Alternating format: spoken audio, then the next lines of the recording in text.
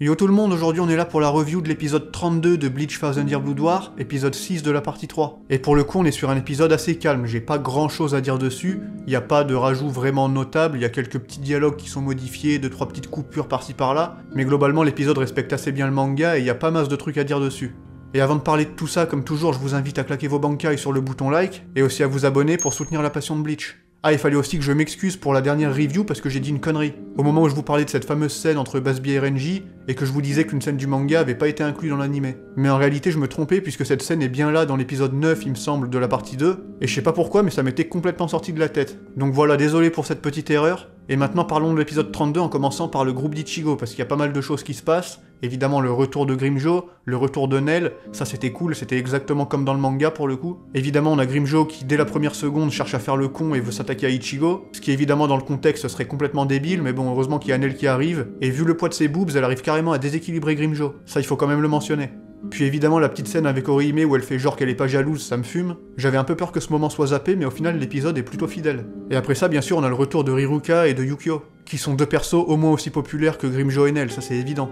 Mais en vrai pour le coup ils sont vraiment importants parce que c'est eux qui vont permettre de remonter au Ryokyu grâce à leur pouvoir. Genre pour faire simple, les capacités de Fullbring combinées de Riruka et de Yukio ont permis de miniaturiser un espace très particulier au sein du Dangai, et grâce à ça plus le pouvoir de la boîte noire de Yukio ils peuvent remonter tranquillement, et sans même se faire repérer par l'ennemi.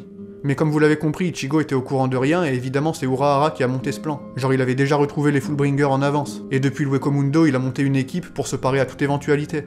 Donc au final c'est comme ça que la team va pouvoir atteindre le Ryokyu, qui maintenant n'est plus vraiment le Ryokyu, mais ça on en parlera après. D'abord faut que je mentionne un des dialogues qui a été modifié ici, parce que vraiment j'ai pas compris pourquoi ils ont fait ça.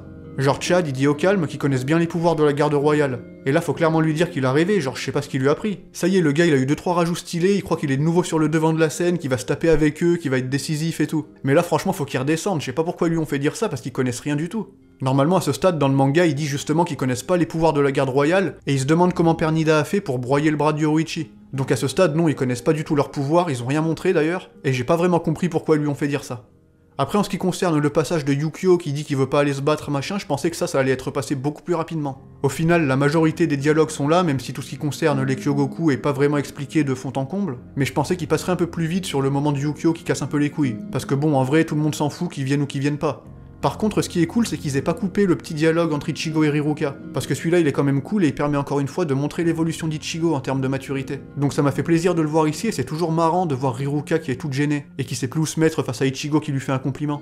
Mais ouais, j'ai pas grand chose à redire sur ce passage, donc maintenant parlons un petit peu du Gotei, parce que eux aussi évidemment ils cherchent à rejoindre le Ryokyu grâce au portail d'Urahara, et dans cet épisode c'est enfin chose faite. Mais j'avoue que c'est un peu déconcertant de voir certaines scènes qui normalement se passent avant dans le manga être jouées ici. Genre le passage entre Lisa et Nanao par exemple, ou plus particulièrement le passage avec l'amplificateur de pression spirituelle, qui normalement se déroule bien plus tôt. Mais bon, c'est des changements qui étaient nécessaires je pense, vu la façon dont ils ont voulu traiter le début de cette partie. Et de toute façon à la fin ça change absolument rien. Genre le résultat est le même et le Kanshinigami parvient à monter au Ryokyu. Et c'est là évidemment que les deux côtés se rendent compte que le Ryokyu n'est plus vraiment le Ryokyu, puisque Yua, qui a désormais complètement absorbé le roi des esprits, est en mesure de complètement restructurer la zone. Et le nom de cette zone c'est le Varvelt, qu'on peut considérer comme le lieu d'affrontement final entre les Shinigami et les Quincy. C'est là que les ultimes batailles vont se jouer, et comme vous l'avez compris, ce terrain est avantageux pour les Quincy, puisque leur contrôle des particules spirituelles au sein du Varvelt font que les Shinigami auront du mal à se déplacer. Et c'est pour ça que le groupe d'Ichigo et le groupe du Gotei peuvent pas forcément se rejoindre en un instant. Et là aussi j'avoue je pensais que ce serait plus rapide, parce que je sais plus si je l'ai déjà dit dans la review mais je m'attendais à ce que l'épisode aille plus loin que ça. Alors que finalement il s'arrête sur ce qu'on peut considérer comme une invitation de Yua à passer à l'attaque. En gros il dit aux Shinigami bon bah venez on vous attend les gars. Et avec ça en vrai on commence à rentrer dans les dernières lignes droites. Et comme toujours j'ai vraiment hâte de voir la suite.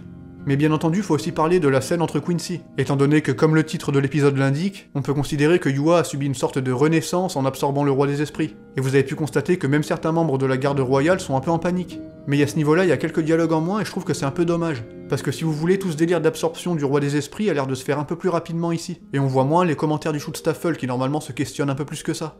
Après c'est pas très grave, mais rappelez-vous dans la review de la semaine dernière, il y avait déjà un dialogue qui avait été coupé et je vous disais que je m'attendais à le voir ici. Mais apparemment ils ont décidé de complètement le virer. Si vous voulez, c'est un passage où on a une réplique de Yugram qui dit que le roi des esprits est l'ennemi des Shinigami, et que du coup les gardes royaux n'ont aucune raison d'avoir peur de Yua tel qu'il est maintenant. Et cette phrase était problématique dans le manga parce qu'il n'y avait pas beaucoup d'explications en plus. Donc il a fallu attendre les romans pour comprendre à quoi Yugram faisait référence. Et bien entendu, c'est lié à la création des 3 mondes. Et il fait référence aux ancêtres fondateurs des 5 familles nobles de Soul Society. Mais vu qu'au final ce dialogue apparaît pas dans l'animé, j'ai bien l'impression que cette histoire des fondateurs, elle sera pas prise en compte. Étant donné qu'avec toutes les infos qu'on a maintenant, on a plus l'impression que c'est le roi des esprits lui-même qui a décidé de créer les mondes. Alors qu'en réalité, dans l'histoire des romans, les ancêtres fondateurs jouent un grand rôle là-dedans.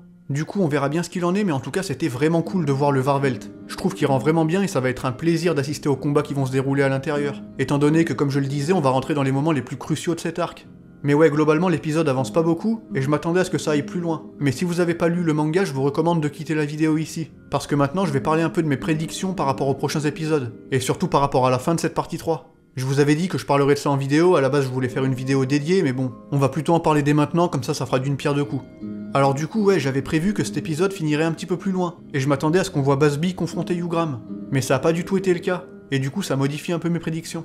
Parce que là, pour le coup, on peut garantir que le prochain épisode sera centré sur Yugram et Busby, mais je suis sûr qu'on verra pas leur flashback en entier. Parce que l'épisode va s'appeler Gate of the Sun, et je suis quasiment sûr qu'après ça, il y aura un épisode qui s'appelle Friend, et qui justement couvrira le gros de ce flashback.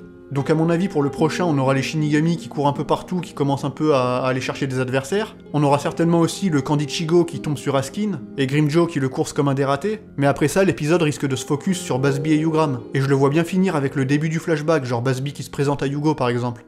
Après ça, on serait du coup à l'épisode 8, et on peut se dire que c'est cet épisode qui aurait le gros du flashback, plus la fin de la confrontation. Donc on peut peut-être imaginer que la fin de l'épisode 8 correspondrait à la mort de Busby, mais qu'on aurait en plus droit à des rajouts pendant le flashback. Un truc que j'attends de pied ferme, pour nous montrer plus de contexte, plus d'infos sur les Quincy. Et je m'attends vraiment à ce qu'il y ait des différences avec le manga.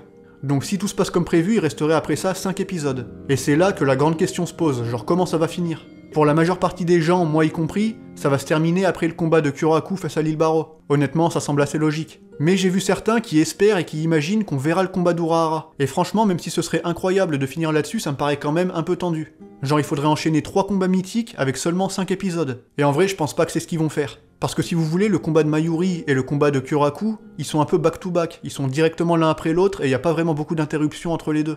Genre après que le conflit entre Quincy soit résolu, tu passes très vite sur le combat de Mayuri, et il se déroule quasiment d'une traite. Genre c'est une succession de chapitres qui est dédiée à ça. Et ensuite c'est quasiment la même chose pour Kyoraku, t'as 2-3 dialogues, mais après le combat se lance, et t'as encore une fois une salve de chapitres qui est dédiée à ça. Donc s'ils adaptent ces 2 combats avec les 5 épisodes qui restent, ça me paraît logique. Mais je les vois vraiment mal rajouter le combat d'Urahara. Parce que le problème c'est qu'il se déroule après celui de Kyoraku, et entre temps il se passe beaucoup de choses.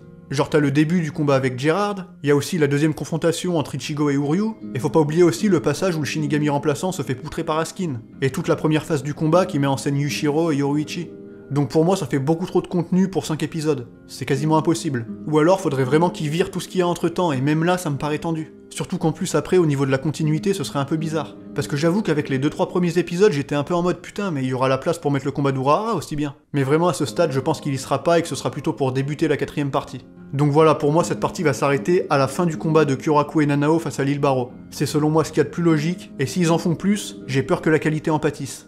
Et comme vous le savez, le combat de Mayuri, je m'attends à ce qu'il soit parfait. Donc 5 épisodes pour ça et le combat de Kyoraku, ça me paraît ok, et il y a même la place de rajouter des trucs. Donc j'ai trop hâte de voir comment ils vont faire, et j'ai aussi trop hâte de voir vos prédictions à vous, genre est-ce que vous êtes d'accord avec moi ou pas? Parce que je sais que beaucoup d'entre vous sont impatients du Bankai d'Urahara, mais vaut mieux qu'ils prennent leur temps et qu'ils rushent pas les épisodes, parce que ce serait con de se retrouver avec les mêmes problèmes que dans le manga, et ensuite le combat d'Urahara c'est celui qui a le plus besoin de rajout. Donc je pense qu'il vaut mieux le garder pour commencer en fanfare la 4ème partie, et j'ai envie de vous dire qu'on verra bien si j'avais raison ou pas d'ici quelques semaines. Mais en attendant, c'est tout ce que j'avais pour aujourd'hui, et comme toujours j'espère que cette review vous aura plu, même si pour le coup j'avais pas grand chose à dire sur cet épisode qui était plutôt calme et qui faisait pas beaucoup avancer l'histoire. Mais là je vous le dis, faut qu'on se prépare pour la suite parce qu'on n'est pas prêt. Et je vous le dis, j'ai confiance, ça va être incroyable, genre le flashback des Quincy, déjà j'ai trop hâte. Mais bon, on n'en est pas encore là, donc d'ici là, moi je vous remercie d'avoir regardé cette vidéo, et en attendant la suite, c'est là-dessus que je vous dis vive Bleach, et à la prochaine tout simplement.